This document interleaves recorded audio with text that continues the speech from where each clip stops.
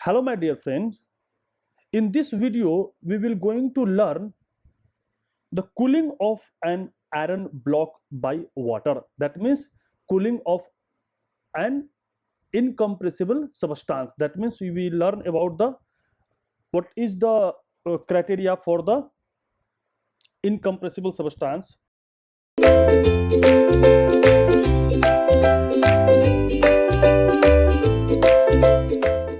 There is a insulated dropped into insulated tank that contains 0.5 meter cube of liquid water. That means there is a container, this is a container, and this container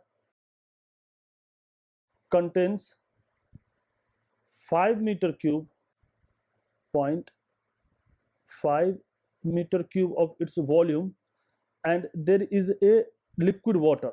That means there is water, and drop a iron block. This is iron block, right? And what is the temperature of the water? It is 25 degrees centigrade, right? And iron block, what is the temperature of iron block? The temperature of iron block, this is temperature of the water is given 25 degrees centigrade, and temperature of the block is given 80 degrees centigrade, right? And mass of the block also given 50 kg, and volume of the tank, that means volume of the water is given 0.5 meter cube, right? So obviously there is a high temperature of the iron block and the low temperature of the water system.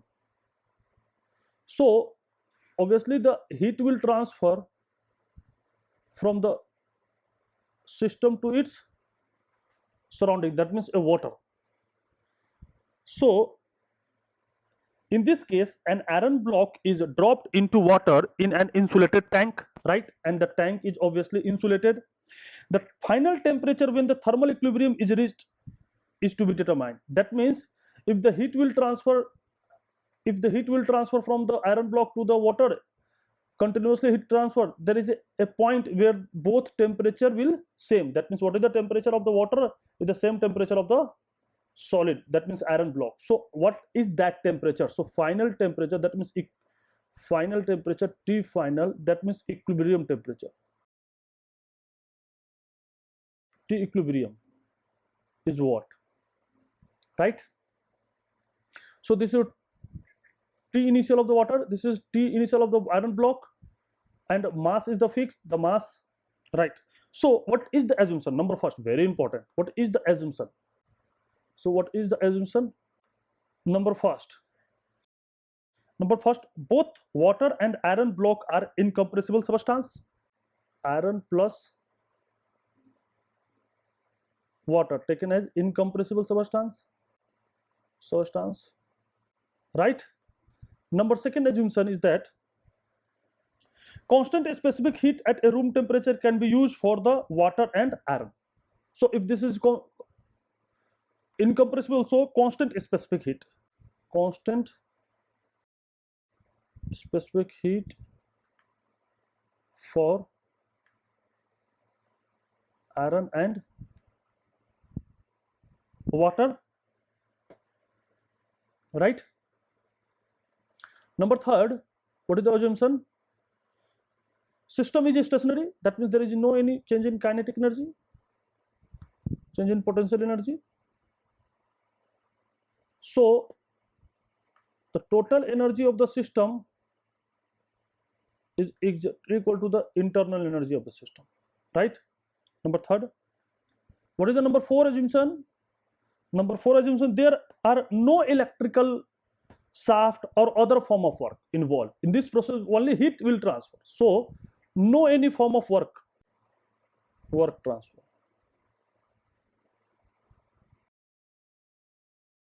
right? And number fifth, what is that? The system is well insulated and thus no heat transfer. The system is insulated, so there is no heat transfer. This is our taken a system, so there is no heat transfer. Heat transfer will 0, right? Okay, now what is the energy balance for the system? Since we take entire container that as a system, we take entire container. What is that? This is our system. Entire container is taken as a, this is our system, right? And this is a closed system, so there is no any mass transfer. This is a closed system, right? We observe that the volume of a rigid tank is constant, and thus there is no any boundary work. Thus energy balance can be expressed and this is a rigid wall. There is no any form of energy. There is no any form of energy of work transfer. So what is the energy balance? What is the energy balance? E in minus E out is equal to delta E of the system. This is your energy transfer due to heat, mass and work, and this is your energy change, total energy change by with internal energy, kinetic energy and potential energy. So what is the energy in? What is the energy in? The total energy in, there is no any energy in, minus what is that energy out? There is no energy out. So why? Because this is a rigid system, there is no any work transfer also. That means it is taken as an isolated system. See the beauty. This is taken as an isolated system. In isolated system, if this is a body and this is water, if the heat will transfer within the body, but that heat transfer will not taking place due to this boundary. So this system acts as an isolated system. So in isolated system, there is no any cross either in the form of energy or either in the form of work. So this is act an isolated system. Isolated system. So what is the internal energy of the isolated system? Delta U, right?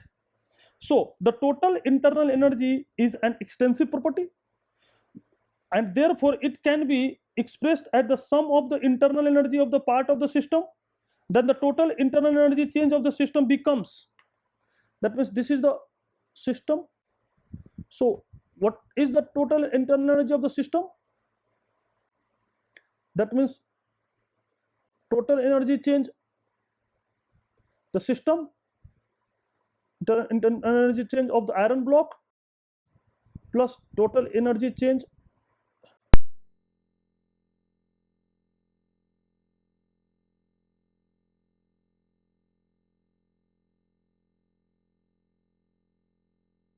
mass of the iron block.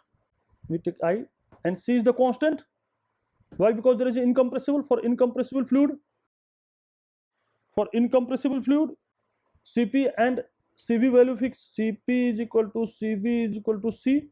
So there is a C into what is the final temperature? We take final temperature T2, equilibrium temperature, minus T1 of iron block, plus this is the mass of water, C of water, plus final temperature of water minus initial temperature of water is equal to 0. Now what is the mass of the iron block? What is the mass of the iron block? Right, this is your given mass of the iron block, T kg. I think it is your 50 kg. How much is given? 50 kg. And what is the mass of the water? What is the mass of the water? Mass of the water is what? Volume of the water divided by specific volume. Volume of the water is given, and what is the specific volume? What is the specific volume? So we take, this is given, take specific volume of water at room temperature. What is that? It is approximately equal to 0.001 meter cube per kg, right? This is the mass of the water. So we put here mass of the iron block 50. What is the C of the water? C of the iron, it is given. This is your, I think, 0.45 kilojoule per kg degree centigrade.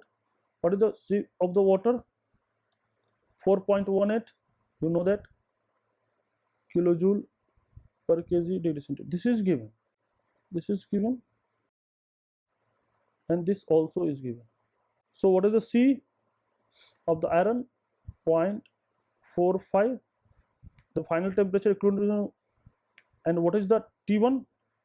T1 is 80 degrees centigrade, plus what is the mass of the water? So if you divide this, volume, total volume is what? 0.5 meter cube, and what is the volume? 0.001. So what is the mass? The mass is 500 kilo. Put here 500. What is the C? 4.18. What is the final temperature? T2. What is the initial temperature? I think this is 25 degrees centigrade. Okay, right, room temperature. And this becomes 0. So from this, what is the final temperature? T2. The final temperature T2 is 25.6 degrees centigrade. Therefore, when the thermal equilibrium is stabilized, both the water and iron will be at 25.6 degrees. See, what is that? The small rise in water temperature is due to mass and large specific heat. C of the specific heat of the water is much more higher than the specific heat of the iron block, right? And also mass of the water is much more higher than the mass of iron block. So for that small rise in water temperature, small rise, how? Because this is a final temperature when the iron block is 25.6 degree and this is your 25.6 degree. That means this is a equilibrium common temperature. That means both at a 25.6 degree. When the thermal equilibrium is reached, when both temperature is equal, when the both temperature is equal, when there is achieved a thermal equilibrium, and at what temperature both have at the thermal equilibrium, there is a 25.6 degree. So rise of temperature, how much? So rise in water temperature is very small. It is equal to 0.6 degree. When the water is, that means why a small rise in temperature? Why? Because large mass and large specific heat. So mass into a specific heat, what is that? This is your energy content. Yeah, this is your energy content. This is your energy, right? Why? Because C is the unit is kilojoule per kg degree centigrade. So this is also energy. What is the that means this is your kilojoule per degree centigrade. So this is your heat capacity. M into C. This is your heat capacity. Heat. If the heat capacity is high, if heat capacity is high, so if there is a system, if there is any system and their heat capacity is high, that means M into C value is very high. If M into C is very high, so if you transfer energy in the form of heat, yeah, if you add energy in the form of heat, its temperature, that means its temperature change is insignificant. Why? Because mass and specific heat is very high. So when in the system, if you take a heat or you transfer to heat, the heat capacity will approximately constant, that system is known as thermal reservoir. What is that? Thermal reservoir. So thermal reservoir have large heat capacity. So due to large heat capacity, its temperature change can be neglected by adding or adding or rejection of energy. And if there is a very small thermal capacity, heat capacity, so there is a little bit of heat will transfer to the system or extract to the system, there is tremendously large temperature difference. So there is a gives. So in this case, the water act as a thermal reservoir, the water container. So in this case, water container acts as approximately thermal reservoir as compared to iron block. So what is the significance of thermal reservoir? That means mass into CV. This means heat capacity. This is your heat capacity.